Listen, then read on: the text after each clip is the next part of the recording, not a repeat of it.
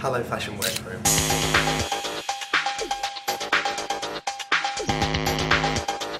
I studied Japanese, which is obviously not fashion PR.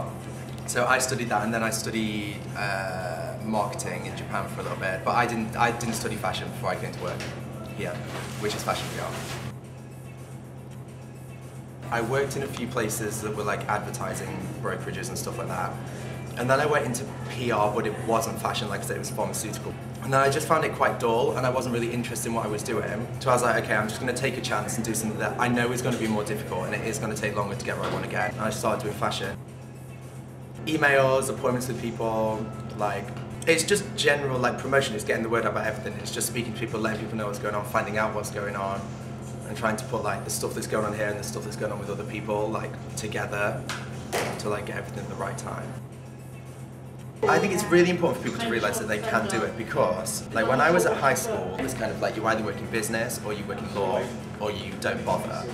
And when I first came to London, I think that's when I first started to realise like actually there are people who work in it, there are a lot of people who work in it, like there are jobs, there are things related to it that you can do. And I think it's like the more you see other people just doing it, the more you realise like it is a viable career. It's not just a completely frivolous, stupid thing. So I would say it's very important that people realise that there are careers out there, but you do have to really want them. Yeah, one really good celeb fashion moment was when I met Lady Gaga. But it was really shameful because like I was like freaking out and stuff because it's like Lady Gaga. This was quite memorable. And maybe a bit traumatic. I don't really know. I don't think I'm going to get inspired by anything for my personal style. I think it's like the crazy people, the people who are like really full on and intense. Like, I think like Karl Lagerfeld is a really good fashion inspiration because he's like obviously got a bit deranged through it and stuff, but he's amazing. It is really hard. I think you end up just running on the adrenaline of it because it's not just the shows, it's like as a PR officer you have to network. That's a really important part of the job. So you're getting up early, you're doing everything at the show, it's kind of it is non-stop.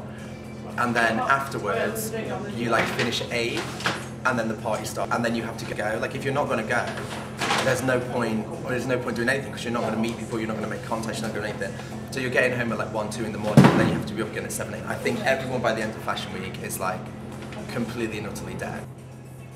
I think the biggest in terms of like celebrity, in terms of like max exposure on a celeb thing, is obviously the stuff that we've done with Lady Gaga. And then apart from that, I don't really know. I don't think there's any one thing in particular. Like tours, music videos that I've personally done. It was like one of the whole Black Eyed Peas video. Fergie was wearing one of my clients for the entire video. That's quite a lot of press. It was like an 8-minute video. That was good. I think it's like it is the hours that are expected of you. It is that like, I think there's a lot of people with big characters who can be quite short with people, and it's kind of just accepted that it's because it's fashion and because a lot of people like that, it's okay to be like that. Like you do get treated like crap sometimes, it just does happen. And yeah, I think that's the worst thing. A lot is expected of you for not that much in return. Keep a secret from the more the people if I tell you about what I actually got my job from an internship for 9 months. I impressed the buyer. I brought a certain level of enthusiasm and passion to the role. Applied with amongst I think about 12 people and got the job. Passion, dedication and loads of work experience in any field, whether it be retail, head office, in PR, anything.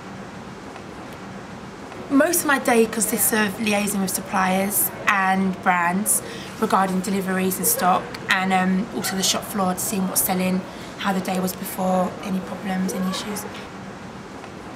Hard, not so much, because I enjoy it and I'm passionate about it, but you need to have a strong understanding of fashion and people as well. It's not just about what looks good on someone, it's all about selling. You need to know what was a great seller 2 seasons ago to know what's going to sell great the next season, and it's not just about your vision of what works and what's trendy and what's in magazines. It's all about what the shop floor say and what the customers want and what they desire. So yeah, it's different. Working in a buying office, you realise it is only about customer. I mean, you need to have an eye for trends. You need to be on top of what's new, what's current, but it's all what the customer wants, because if you think this is a great trend, no one buys it, you don't make a profit, it's not good for the business. Brands like Alexander Wang, Helmut Lang, and I like lots of concessions like Marge and some of the theory products. Quite easy going, relaxed, cool styles. I did acting from like 6 years old, so I've always been in front of a camera or like singing and dancing and stuff. So it was always, mine would be always more creative roles, and then it kind of led to PR the more I progressed in studies. But I loved retail, I loved selling. I used to work weekends on the shop floor, and I got to a level on the shop floor where I couldn't really, without being big-headed, I couldn't learn anymore. And the next step was buying, it was products. I guess travelling more. I've been based in London all my life, so I only know how cool kids do it and stuff like that. I'd like to go to New York and see how their shops are laid out. Also like Italy and Paris and stuff, even like Hong Kong and Tokyo, and seeing how different trends and mixes create like buzzes in different countries.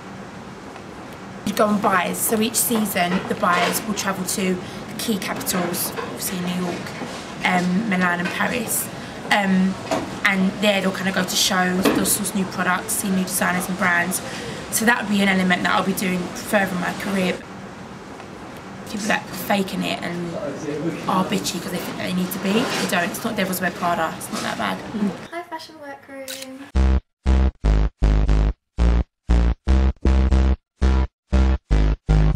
I was doing my degree at London College of Fashion in fashion styling and photography, and during that time I assisted a stylist called Tamara Gingic for about 2.5 or 3 years, and then I graduated and I assisted with Nicola Formichetti.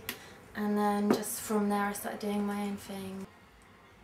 No, I didn't really know what a stylist was. When I was at college, I was doing like an arts foundation where you like experiment with everything. And then I was just looking through courses and I found this one, fashion styling, and I was like, oh.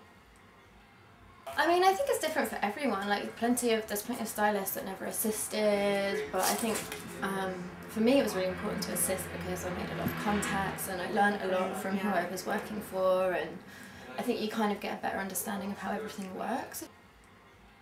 It's useful because you get to, you know, have time to study and like discover what you like, but I don't think it's essential to become a stylist. And no one in my life has ever asked me for my degree. I don't think anyone even knows I have a degree.